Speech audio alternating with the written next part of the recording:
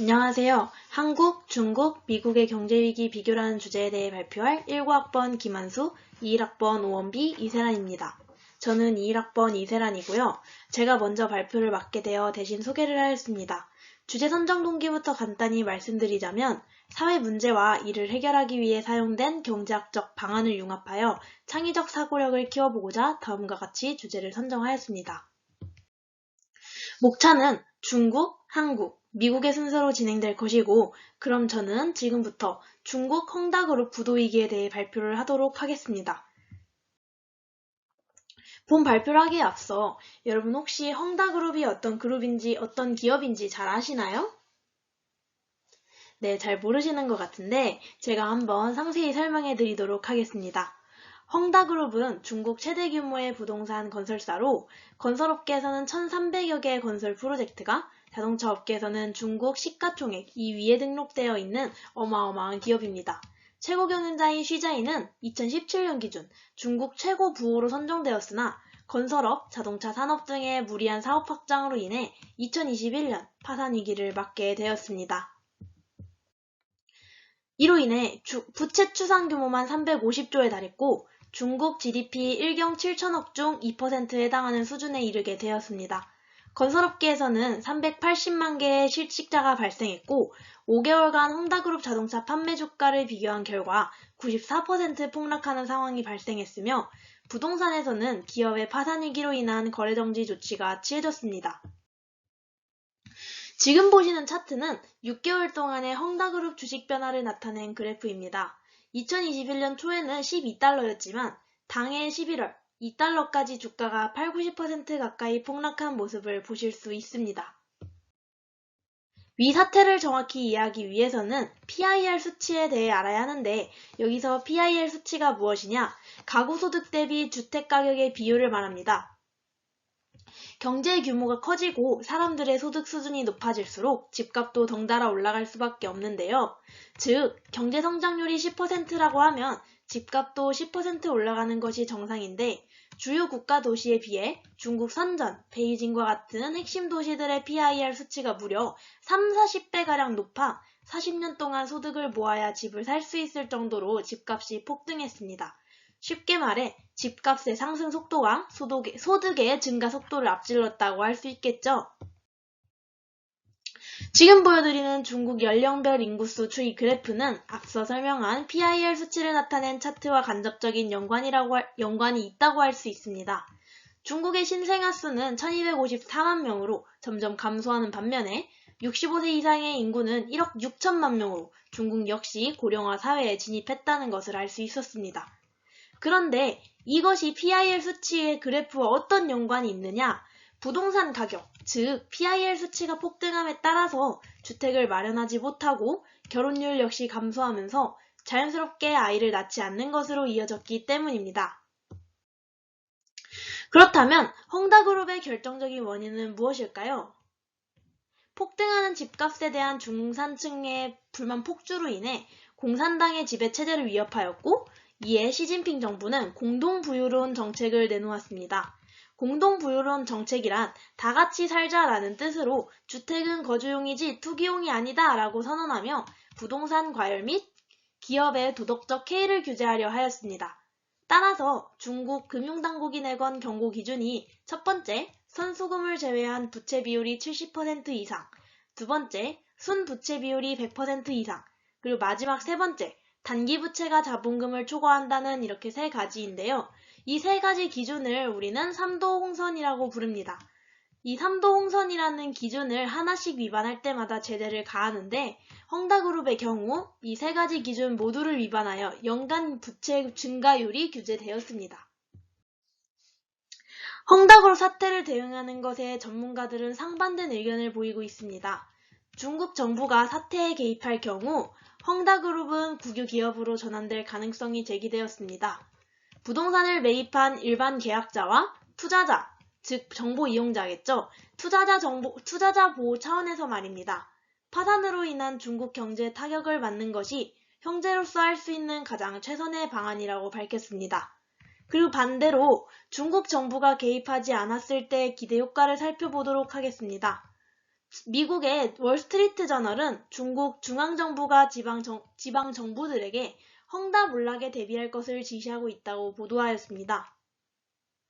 사회불안 차단, 일자리 감소 대비, 주택 구매자 및 경제 전반에 대한 파장 완화 등의 지시를 내리면서 조만간 닥칠 폭풍에 대비하기 위한 것이라고 밝혔습니다.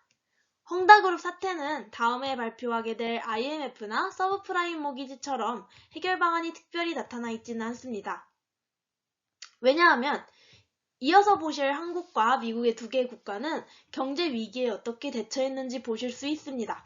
이미 지났기 때문이죠. 근데 헝다그룹의 경우 현재 진행 중이기 때문에 이 말이 맞다, 저 방법이 맞다라고 이렇게 왈가왈부할 그런 상황이 되지 않기 때문에 특별히 해결 방안이 있다고 할 수는 없을 것 같습니다. 네, 그러면 바로 다음으로 한국 IMF에서는 어떻게 대처했는지 알아보도록 하겠습니다. 1997년 외환위기 IMF 구제 금융 요청 사건에 대해 설명할 오원비라고 합니다. 우선 정권에 따른 경제 흐름 변화를 잠깐 살펴보도록 하겠습니다. 국가 주도 경제 성장을 이끈 우선 왼쪽에 박정희 정부의 산업체제는 주로 제조업, 주로 중화학공업을 경제개발 계획으로 급격히 발전시키며 경상수지, 즉 외국과의 거래 결과 받아들인 수입과 지출의 차액, 이 경상수지의 측면에서 흑자를 이뤄내며 당시 한국의 경제성장의 기반을 마련한 정책이라고 할 수 있습니다. 이제 김영삼 정부에 대해서 가장 많이 바뀐 것은 자유시장 경제, 즉 자유시장 경제를 지지하며 금리의 인하, 기업 투자를 중심으로 결과적으로 기업 간 금융 투자업이 유행했습니다. 그러나 수출의 비중이 현저히 낮아지고 투자 증가로 인한 경기 확장으로 어느 순간 경상수지의 상태는 적자를 이루게 됐습니다. 이제 그래프를 보시면 YS 문민정부 시절이던 95년부터 97년에 경상수지의 상태가 약 200억 달러 부근에 머무는 것을 알 수 있는데요. 기업 투자의 외환을 주로 금융 방식으로 사용한 것에 대한 결과였습니다. 네, 이 원 그래프를 보시면 당시 상위 30대 기업 집단이 진출해 있는 업종은 47개로 전체 표준 산업 분류, 중분류의 14.6%를 차지했다. 간단히 말하자면 이제 이후 앞서 말한 것에 대해서 설명을 하자면 임업, 어업, 수도사업, 공공서비스 분야를 제외하고 거의 모든 업종에 진출해 있었다. 이게 무슨 말일까요?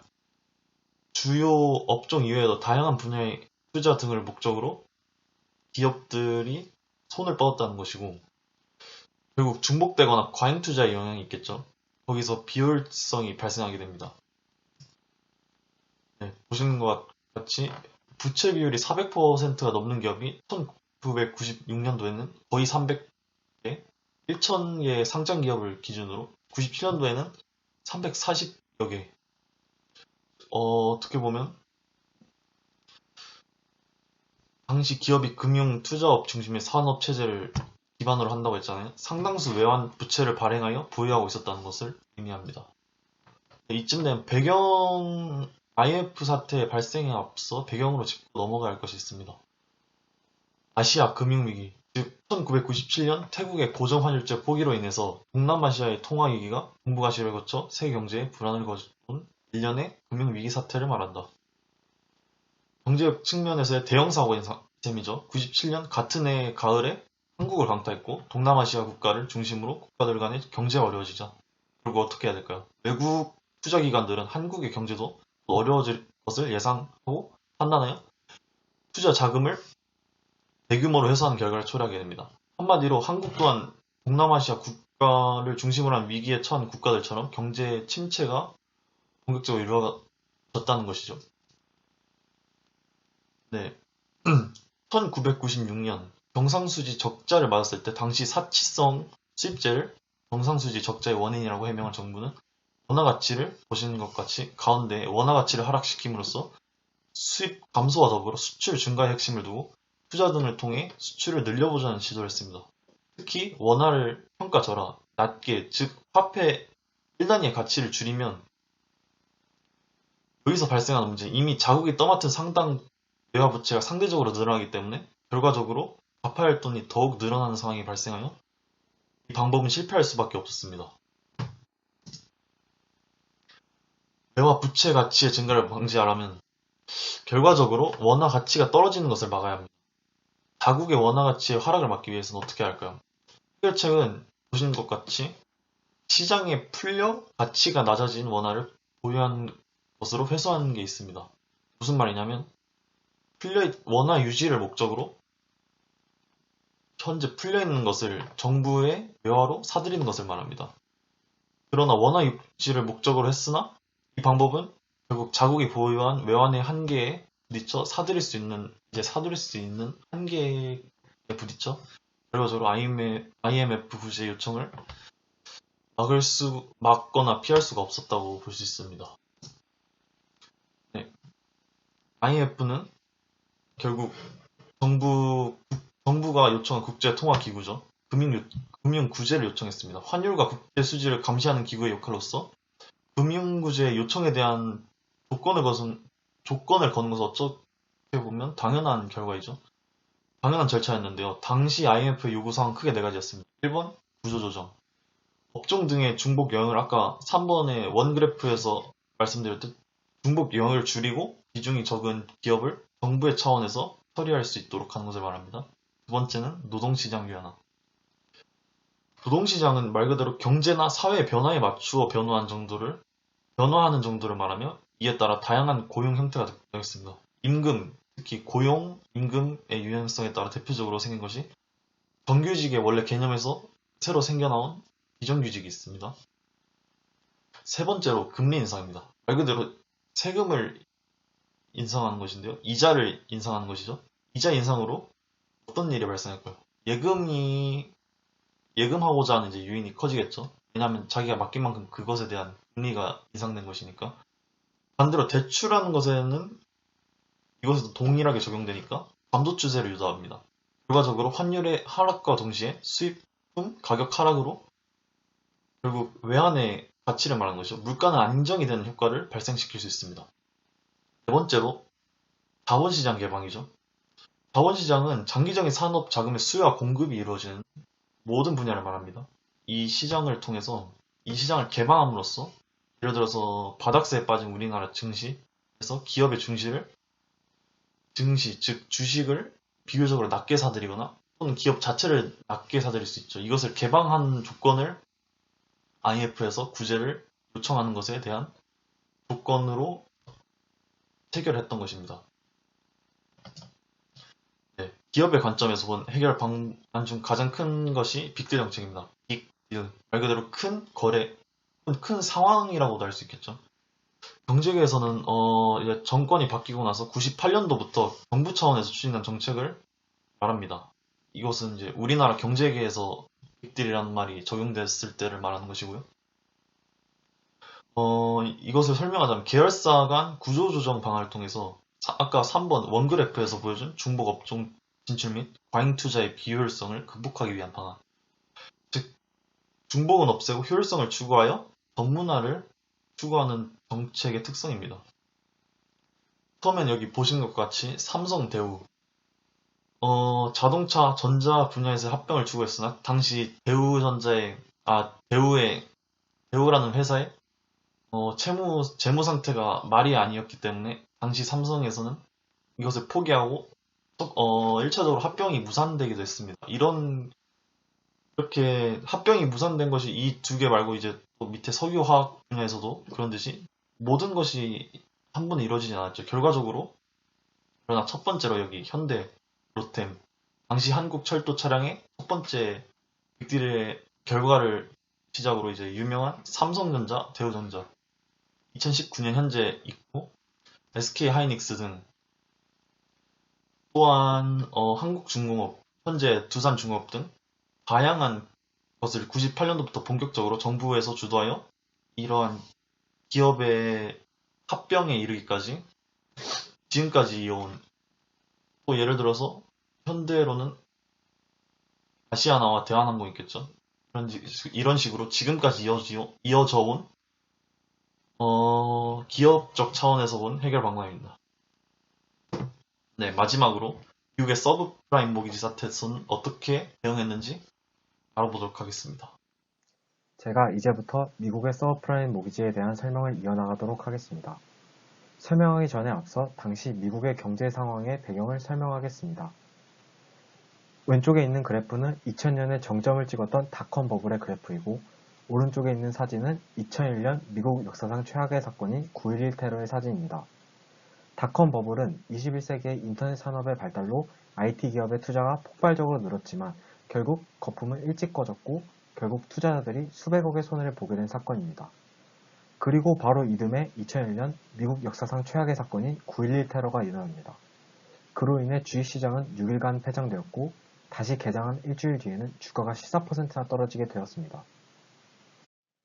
미국은 두 사건으로 인해 경기는 침체되었고 경제를 활성화시키기 위해 미국의 조지 부시 대통령은 금리를 낮추어 가계의 소비와 기업의 투자를 촉진시켰고 동시에 주택 소유 장려 정책을 펼칩니다. 금리가 낮춰 이자가 적어지자 사람들은 주택 투자에 시선을 돌리는데 이때 탄생한 것이 바로 MBS 주택담보대출입니다. 은행은 집을 살려는 사람들에게 대출을 해주고 동시에 그 주택에 대한 채권을 받았습니다. 만약 대출자가 돈을 갚지 못하더라도 집값이 계속 오르고 있기 때문에 은행 입장에서는 손해가 아니라고 생각했습니다. 그와 동시에 은행은 다시 채권을 기업에 팔았고 은행은 그 돈으로 다시 대출을 해주는 순환이 일어났습니다. 하지만 세계를 경제 위기로 심화시킨 것은 좀 더 복잡하게 얽힌 금융 시스템 때문입니다. 복잡한 금융 시스템의 1단계는 아까와 같이 은행은 개인에게 대출을 해주고 채권을 받았습니다. 그 채권을 다른 회사에게 은행은 돈을 받고 양도했고 판매한 돈으로 다시 개인에게 대출을 해주었습니다.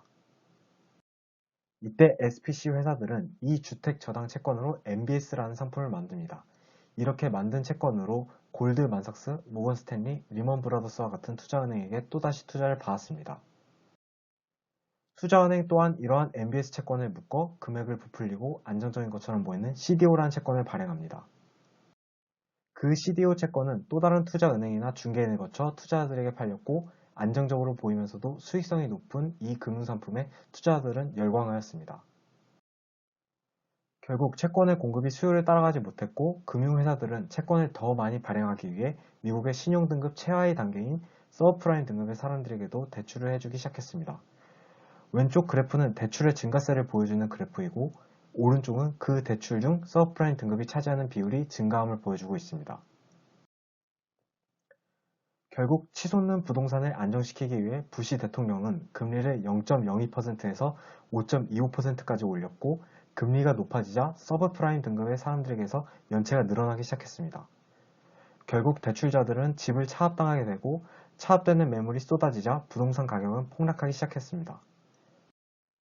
그렇게 되자 이를 기반으로 한 MBS와 CDO의 상품들도 도미노처럼 가치가 폭락했습니다. 미국은 이로 인해 엄청난 경제 피해를 입게 되었고 대표적으로 미국의 4대 투자은행 중 하나였던 리먼 브라더스가 파산을 하게 되어 서브프라임 모기지를 리먼 브라더스 사건이라고도 부르게 되었습니다. 이로 인해 미국은 해결책으로 양적 완화 정책을 펼치게 됩니다.